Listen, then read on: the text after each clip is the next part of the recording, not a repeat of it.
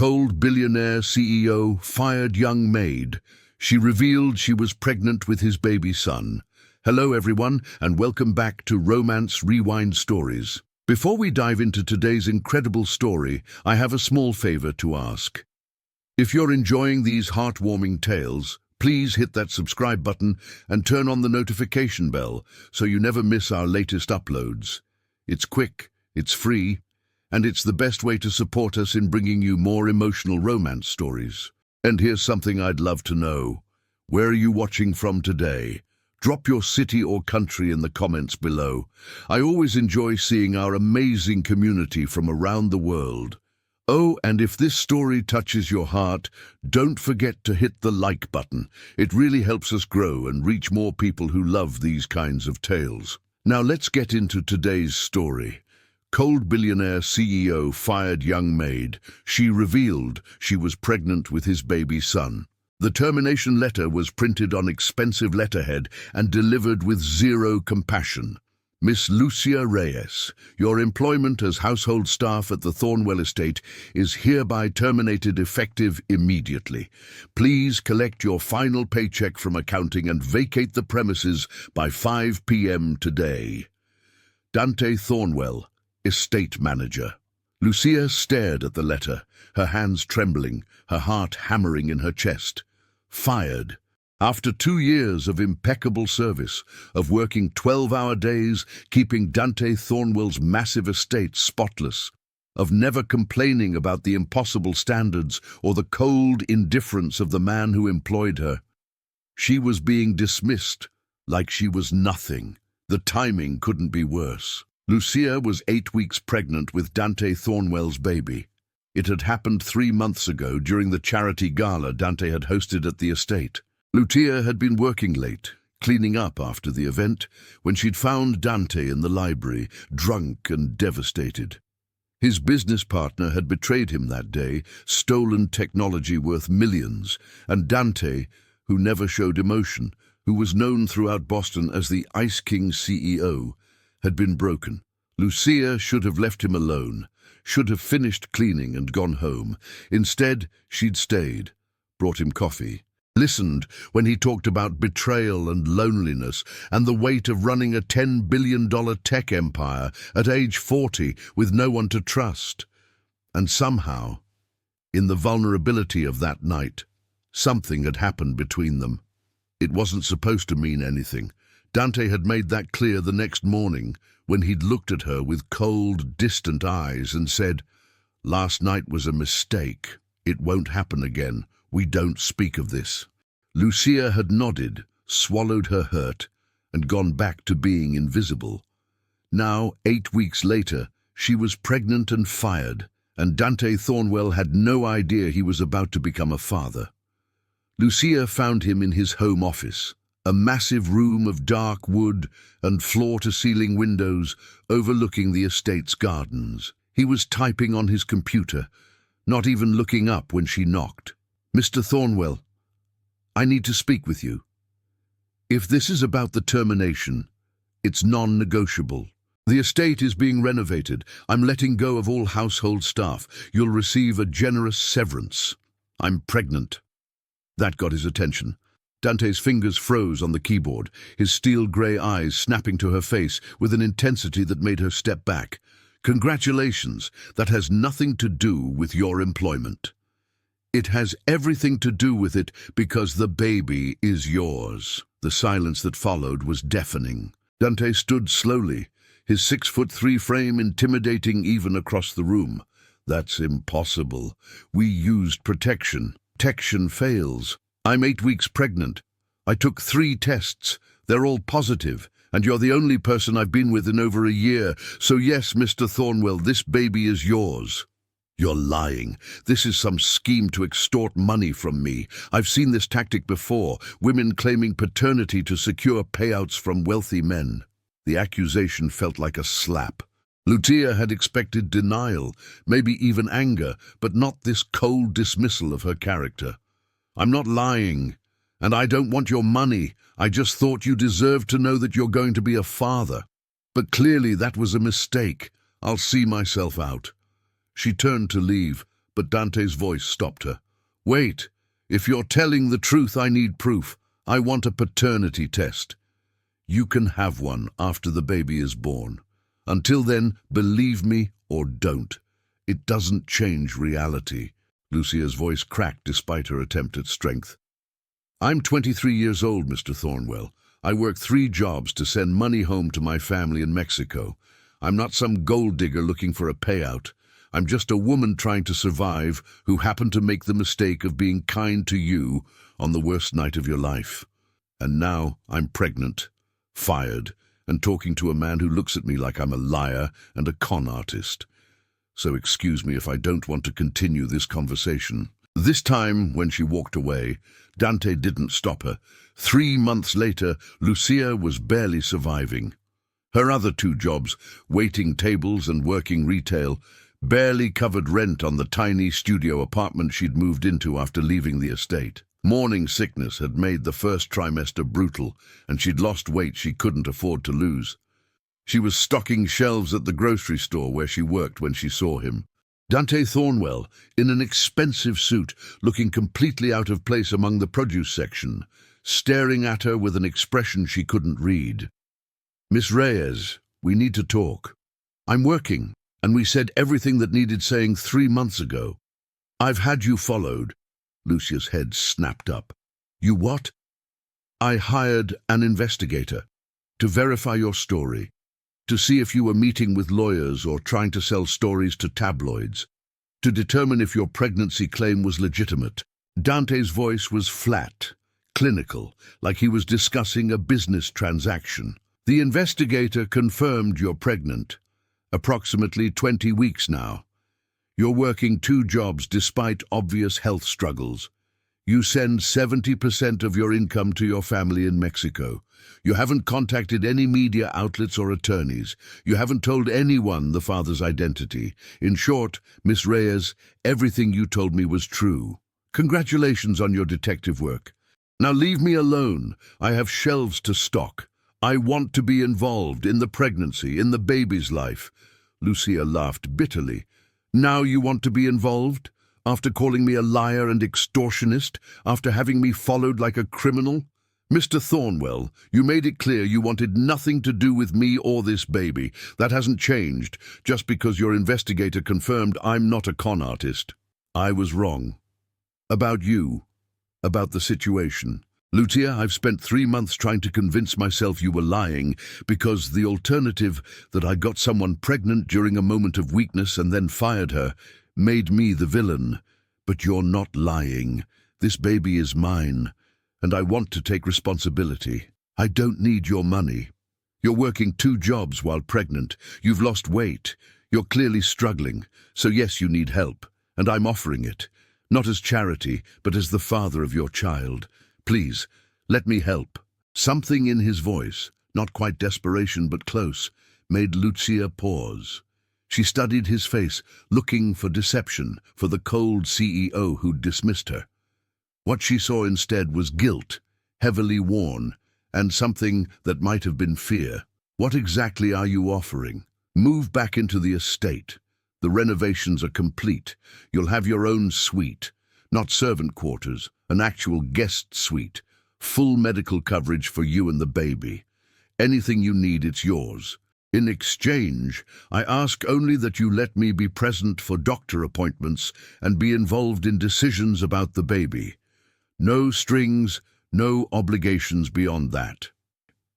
"Why do you care now?" Dante was quiet for a long moment. "Because 3 months ago, you told me I was going to be a father, and instead of feeling joy or even concern, I felt nothing.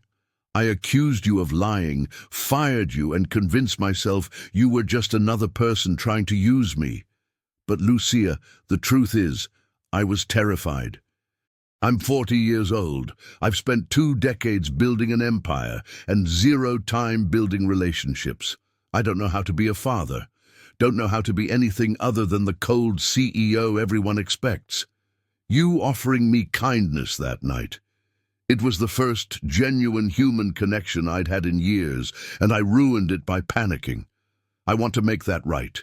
For you, for our child. Please, Give me a chance. Lucia wanted to say no, wanted to protect herself from more hurt, more disappointment.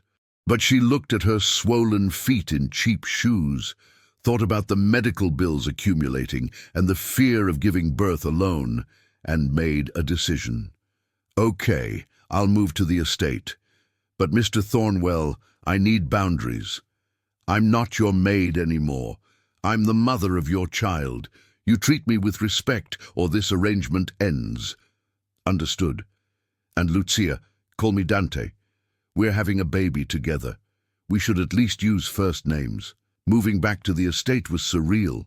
Lucia's new suite was larger than her entire previous apartment, with a sitting area, bedroom and bathroom that had a tub she could actually soak in. Dante had arranged for a full wardrobe of maternity clothes in her size, prenatal vitamins, and a schedule of weekly OB appointments at the best hospital in Boston.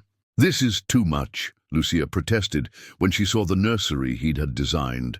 A beautiful room with hand-painted murals and furniture that probably cost more than she'd made in a year of working for him. It's not enough, Lucia. I have $10 billion. Spending money on our child, on making sure you're comfortable and healthy, is the least I can do. Please, let me do this. Their first ultrasound together was awkward. Dante sat stiffly in the chair beside the examination table, his expression unreadable as the technician spread gel on Lucia's exposed belly. But when the baby's heartbeat filled the room, strong and fast and undeniably real, something in Dante's face cracked. "That's our baby." His voice was rough. "That's your baby," the technician confirmed. 22 weeks along, very healthy. Would you like to know the sex? Lucia and Dante looked at each other. Finally, Lucia nodded. "Yes, we want to know." "It's a boy, congratulations."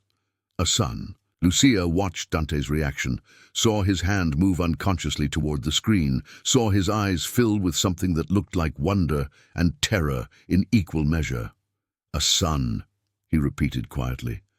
"I'm having a son." After the appointment, Dante was quiet during the drive home.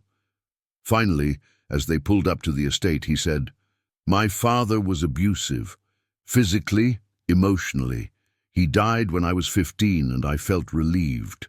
I spent my entire childhood afraid of him. I swore I'd never have children because I was terrified I'd become him. And now," his voice broke, "now I'm having a son. And I'm so scared I'll fail him the way my father failed me." Lucia reached across the console, taking his hand without thinking. "You won't. Dante, bad fathers don't worry about being bad fathers. The fact that you're scared means you care, that you want to do better.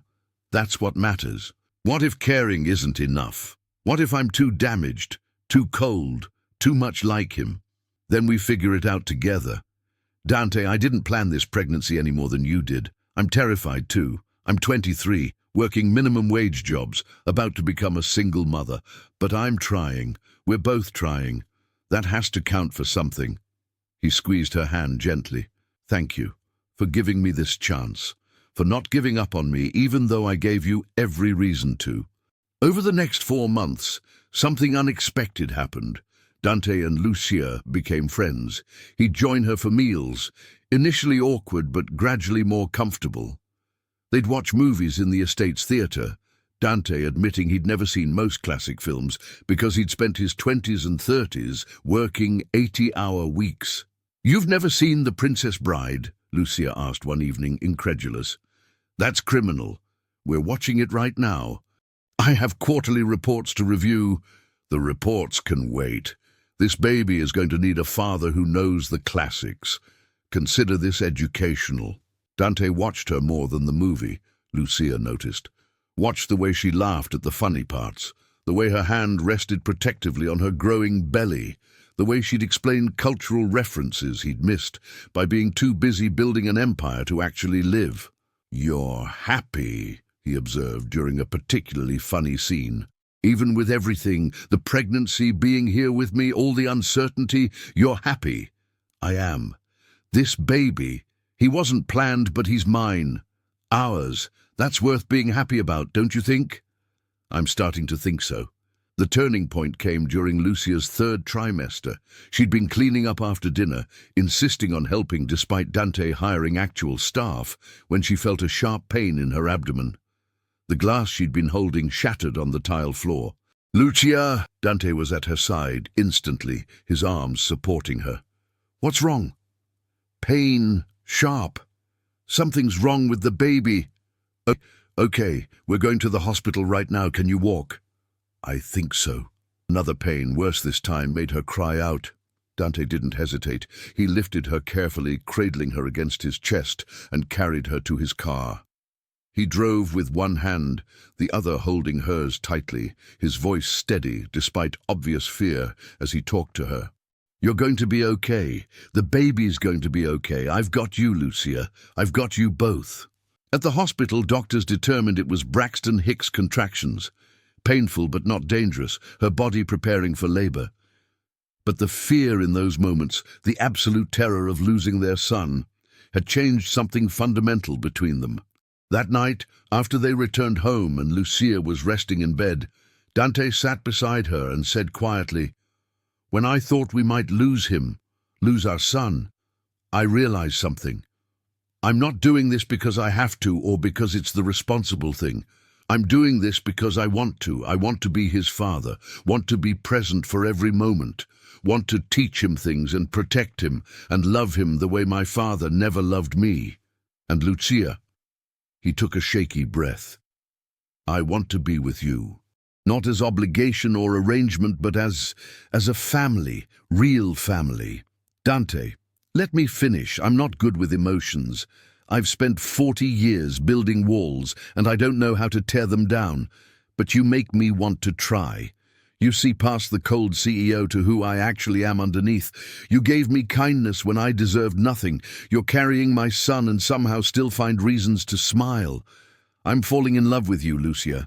Have been for months, and I needed you to know that." Lucia's eyes filled with tears. "I love you too.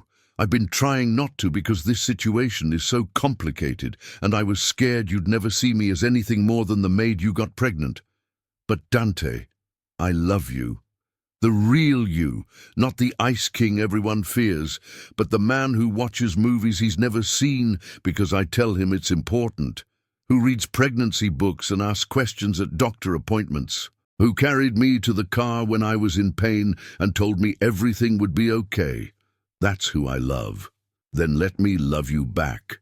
Let me be the partner you deserve, not just the father of your child. We can figure this out together, all of it. Are you asking me to be with you, actually together? I'm asking you to give us a chance, to see if what we have, this connection we've built over these months, can become something lasting. I'm asking you to let me court you properly, the way I should have from the beginning, if I hadn't been too scared and stupid to recognize what you meant to me. Yes, let's try. But Dante, I need you to promise me something. Anything. Promise me you'll always talk to me, that when you're scared or overwhelmed or falling back into old patterns, you'll tell me instead of shutting down. I can handle a lot, but I can't handle being shut out. Our son deserves parents who communicate even when it's hard.